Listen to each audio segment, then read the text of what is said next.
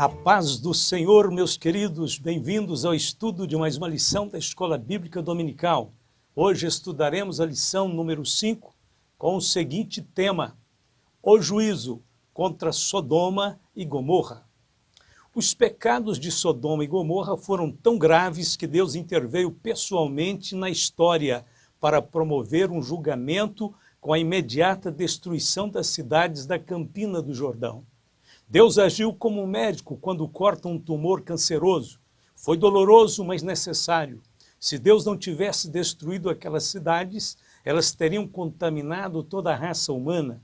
O capítulo 18 de Gênesis nos ajuda a compreender um aspecto muito importante da vida de Abraão, que é o ministério de intercessor. Quando Deus lhe trouxe a notícia de que iria destruir as cidades da Campina, imediatamente Abraão intercedeu pelos justos que viviam ali. Deus ouviu a oração de Abraão, livrando Ló da destruição. Da mesma forma como Abraão orou a favor dos justos daquele lugar, também devemos orar por nossa família, cidade, nação, sustentando a bandeira da justiça divina. A destruição de Sodoma e Gomorra e a preservação do justo Ló revelam o caráter santo de Deus. Somos ensinados a viver separados do pecado, firmes no propósito de agradar a Deus. Qualquer sociedade que adote o exemplo de Sodoma e Gomorra inevitavelmente incorrerá no juízo divino. O mundo se encontra sob a contagem regressiva do julgamento de Deus. Os vários sinais que indicam o desfavor de Deus estão evidentes sobre o mundo. As crises sociais e econômicas estão dando o seu alerta final. É necessário entender o chamamento do Senhor antes que seja tarde demais. É necessário arrepender-se. Assim como naqueles dias, o mundo atual tenta relativizar o pecado, mas sabemos que nenhum pecado ficará impune. A destruição das cidades da Campina ficou na história como um aviso de que o pecado não compensa. Então dirá a geração vindoura: os vossos filhos que se levantarem depois de vós, e o estrangeiro que virá de terras longínquas, vendo as pragas dessa terra e as suas doenças, com que o Senhor a terá afligido, e toda a sua terra abrasada com enxofre e sal, de sorte que não será semeada, e nada produzirá, nem crescerá nela erva alguma, assim como foi a destruição de Sodoma e de Gomorra, de Adimá e de Zeboim, que o Senhor destruiu na sua ira e no seu furor. Isto é, todas as nações dirão: por que fez o Senhor assim com esta terra? Qual foi a causa do furor de tamanha ira? Deuteronômio 29, 22 e 24. Ponto de número 1. Os anjos visitam Abraão. Abraão recebe a visita dos anjos. Depois apareceu-lhe o Senhor nos carvalhais de Mamré, estando ele assentado à porta da tenda quando tinha aquecido o dia. E levantou os olhos e olhou, e eis que 3 varões estavam em pé junto a ele. E vendo-os, correu da porta da tenda ao seu encontro e inclinou-se à terra. Gênesis 18, 1 e 2. Abraão estava em seu descanso diário durante o calor do dia, quando viu 3 varões se aproximando. É muito raro encontrar viajantes quando o sol se encontra muito quente, de modo que Abraão ficou imediatamente curioso, mas foi cortês. A hospitalidade é uma lei importantíssima no Oriente, e Abraão cumpriu-a com fidelidade. Quem eram esses 3 varões? Existem 2 possibilidades. A primeira, para alguns estudiosos, trata-se da Trindade Divina. A segunda opção, trata-se da pessoa de Deus, Pai, e de 2 anjos. Não temos material suficiente para debater o assunto. O que podemos afirmar é que o varão que fala com Abraão era de fato o Senhor, conforme a própria Bíblia afirma. Apareceu o Senhor a Abraão nos carvalhais de Mamré, quando ele estava sentado à entrada da tenda no maior calor do dia, Gênesis 18, 1. Abraão sabia que estava diante daquele que o chamara desde Ur dos Caldeus. A atitude de Abraão demonstra sua total reverência a Deus. Primeiro, Abraão serviu a Deus pessoalmente. Lembre-se, Abraão tinha 99 anos de idade e dezenas de empregados. Mesmo assim, dedicou-se pessoalmente em servir ao Senhor. Segundo, Abraão serviu ao Senhor imediatamente.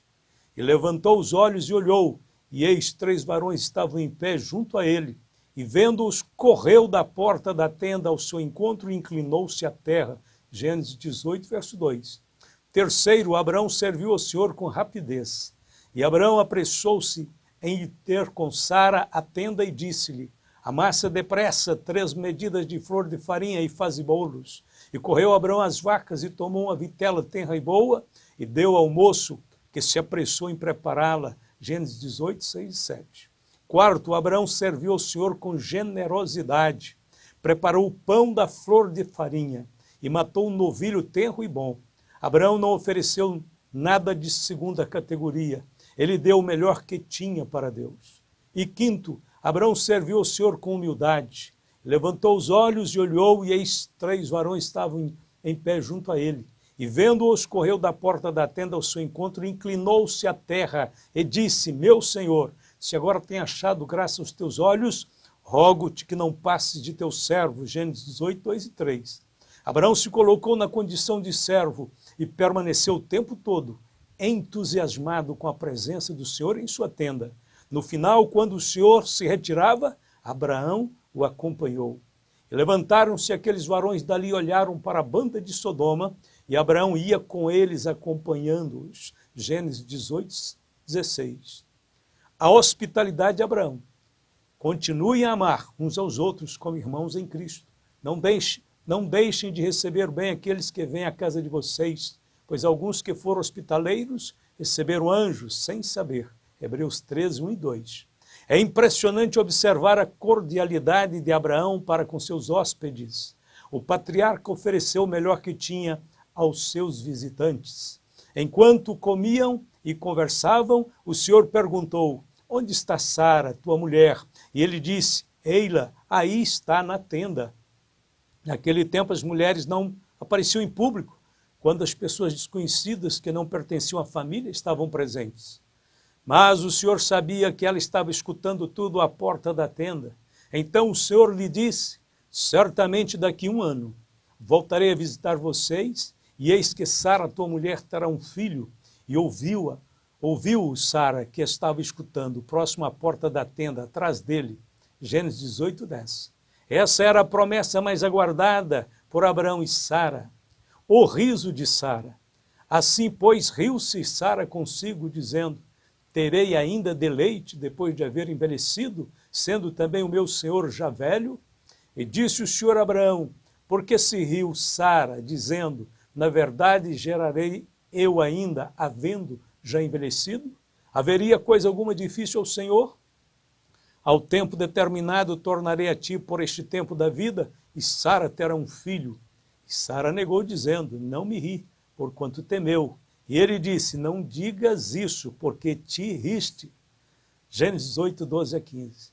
O Senhor tinha vindo lá do céu para anunciar a Abraão e Sara que no ano seguinte teriam um filho. A notícia era tão incrível que Sara riu e perguntou-se uma coisa dessa seria possível a um casal tão idoso. O Senhor respondeu: há porventura alguma coisa difícil ao Senhor? Deus conhece a cada um de nós e nos ajuda em nossas fraquezas e em nossos risos de dúvidas. Abraão e Sara eram como nós e também precisavam crescer em confiança e fé. Ninguém está pronto até que Deus trabalhe nele. Como um pai se compadece de seus filhos, assim o Senhor se compadece daqueles que o temem, pois ele conhece a nossa estrutura. Lembra-se de que somos pó, Salmo 103, 13 e 14. Porque o homem são seus dias como a erva, como a flor do campo assim floresce, pois passando por ela o vento, logo se vai, e o seu lugar não conhece mais. Mas a misericórdia do Senhor é de eternidade e eternidade sobre aqueles que o temem, e a sua justiça sobre os filhos dos filhos, sobre aqueles que guardam o seu conserto e sobre os que se lembram dos seus mandamentos para os cumprirem. Salmo 103, versos de 13 a 18. Ponto de número 2. Deus anuncia seus planos a Abraão. O anúncio da destruição. Disse mais o Senhor: porquanto o clamor de Sodoma e Gomorra se tem multiplicado e porquanto o seu pecado se tem agravado muito. Gênesis 18, 20. Os 2 anjos deixaram o acampamento e rumaram para Sodoma, mas o Senhor ficou conversando com Abraão. Deus queria compartilhar os seus segredos com o patriarca. Abraão ficaria sabendo mais sobre o futuro de Sodoma do que os seus próprios moradores, inclusive Ló. E disse o Senhor: ocultarei eu a Abraão o que faço, visto que Abraão certamente virá a ser uma grande e poderosa nação, e nele serão benditas todas as nações da terra. Gênesis 18, 17 e 18. O segredo do Senhor é para os que o temem, e ele lhes fará saber o seu conserto. Salmo 25, 14. Sara e os servos prepararam a refeição e ajudaram Abraão na recepção dos ilustres visitantes celestiais. Mas agora, em seu ministério de intercessão, Abraão precisava ficar sozinho com o Senhor. O pecado leva à destruição. Sodoma era a maior e mais próspera cidade do grupo de cidades antigas que ficavam na campina do Jordão. Era um lugar lindo que tinha atraído a atenção de Ló. Depois que a cidade foi destruída, não restou mais nenhum vestígio de sua existência. No seu antigo lugar, abriu-se um grande vale e uma enorme cratera formando um mar morto. Devido aos seus grosseiros pecados, o Senhor Deus teve que destruí-la juntamente com as cidades menores de Gomorra, Zeboim e Adimá. Apenas Zoar ficou porque Ló buscou se refugiar lá por ordem dos anjos. Os moradores de Sodoma e Gomorra foram classificados como grandes pecadores. Ora, eram maus os varões de Sodoma e grandes pecadores contra o Senhor. Gênesis 13, 13. O pecado daquelas cidades era enorme e o Senhor não podia mais suportar a iniquidade daquele lugar.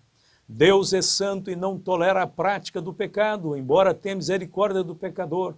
Então o Eterno toma a seguinte decisão: descerei agora e verei se com efeito tem praticado segundo este clamor que é vindo até mim, e se não, sabê-lo-ei. Gênesis 8, 21.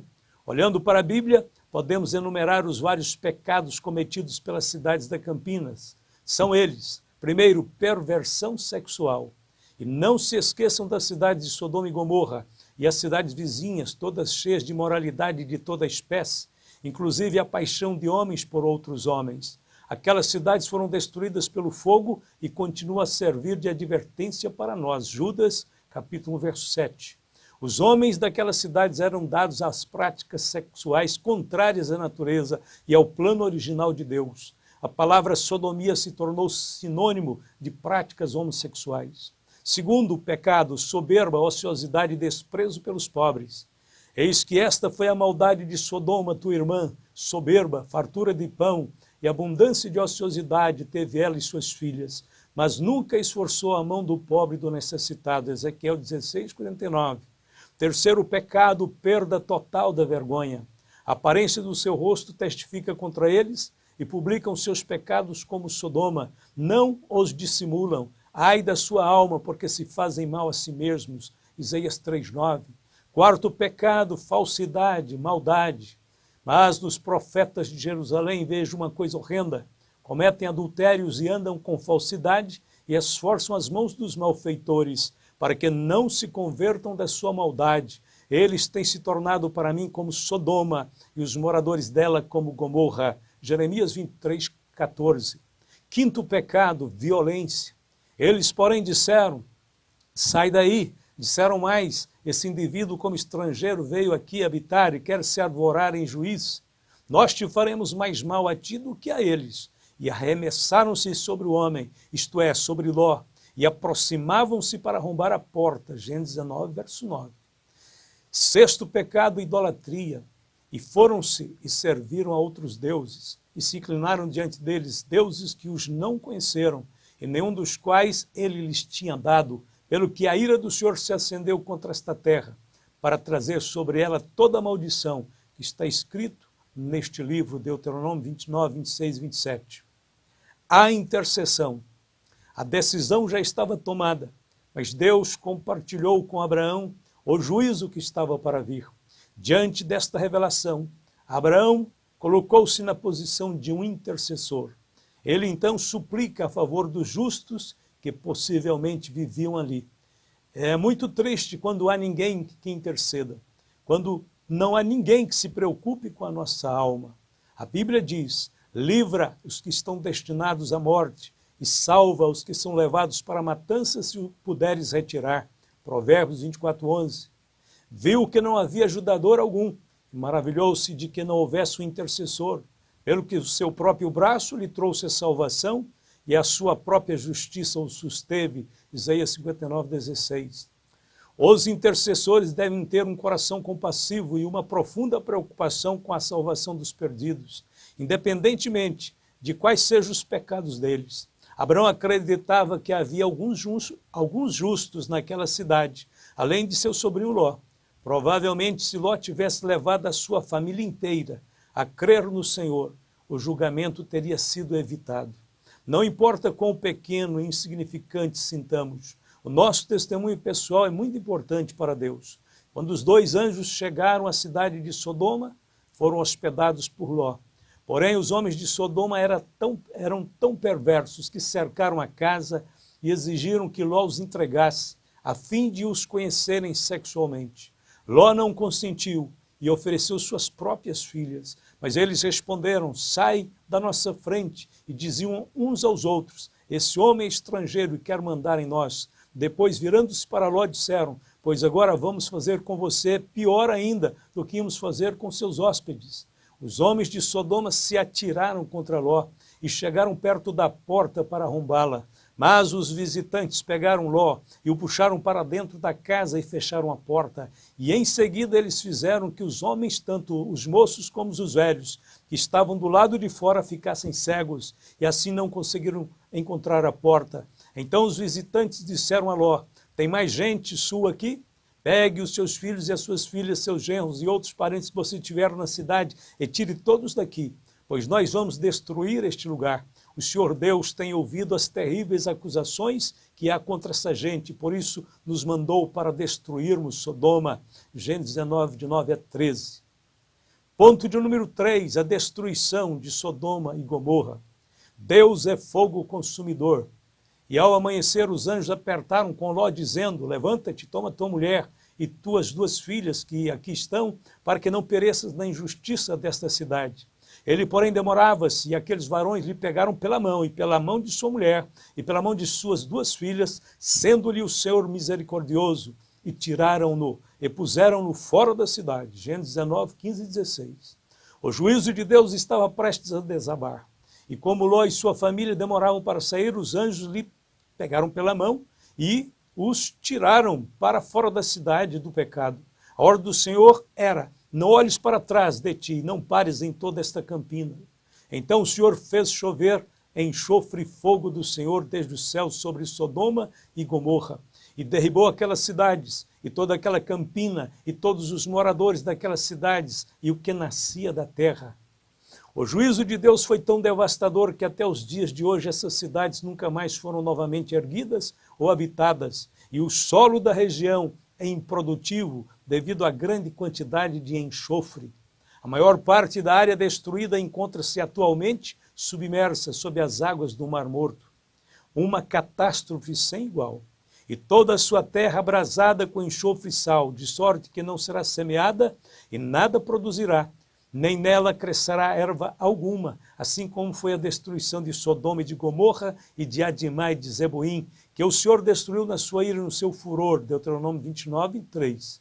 Novas evidências e informações arqueológicas apontam a provável localização de Sodoma e Gomorra como sendo a extremidade sul do Mar Morto, não muito profundas, na altura de um homem. Entretanto, vale ressaltar que ainda não foi descoberta nenhuma prova definitiva da localização das cidades de Sodoma e Gomorra por estes locais. Um dos principais argumentos utilizados a favor da localização ao sul do Mar Morto é a desolação e a esterilidade da região.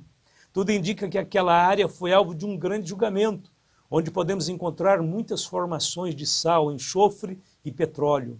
Uma montanha formada quase que exclusivamente de puro sal e que está localizada na costa sudeste do Mar Morto, é identificada por muitos como um símbolo de Sodoma.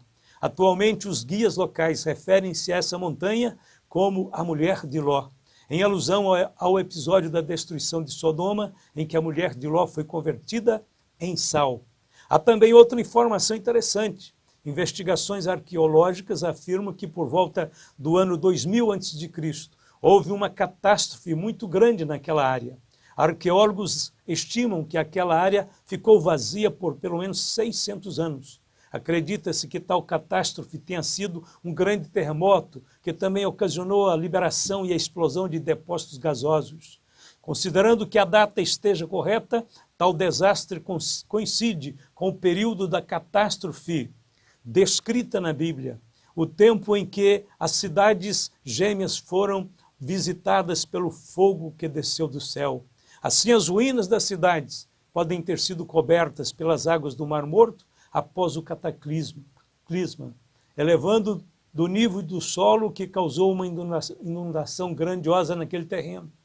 A destruição de Sodoma e Gomorra está registrada detalhadamente nos capítulos 18 e 19 do livro de Gênesis.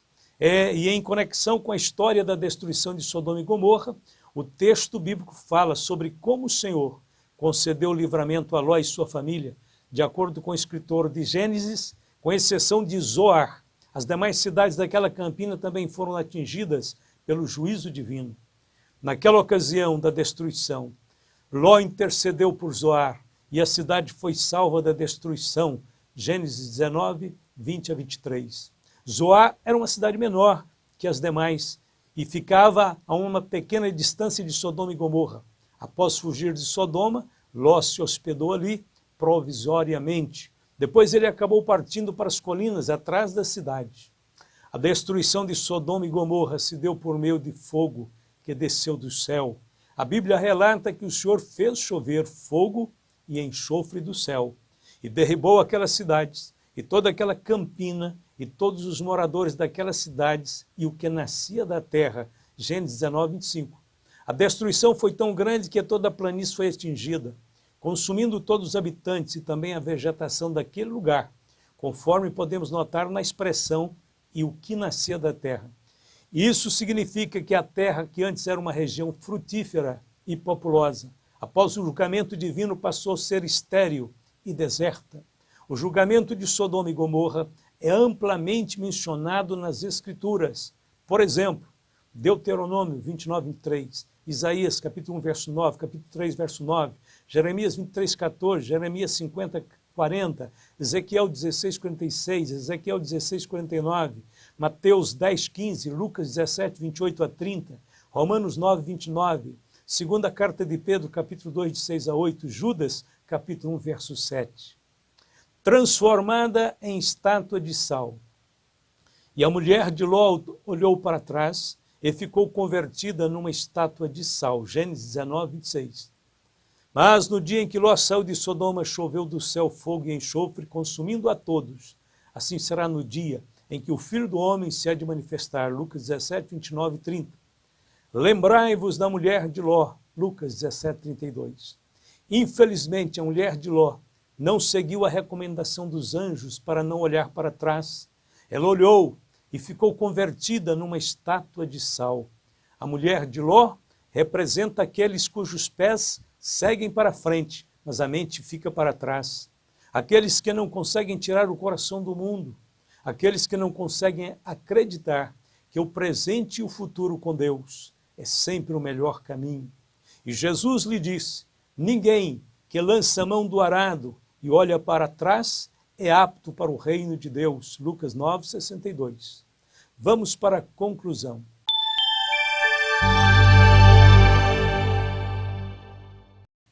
Quando Abraão e Ló precisaram se separar, Ló foi egoísta e escolheu a melhor parte da região para morar. No entanto, com o tempo, o lugar onde ele morava começou a ter muitos problemas, a tal ponto que Ló teve que fugir dali.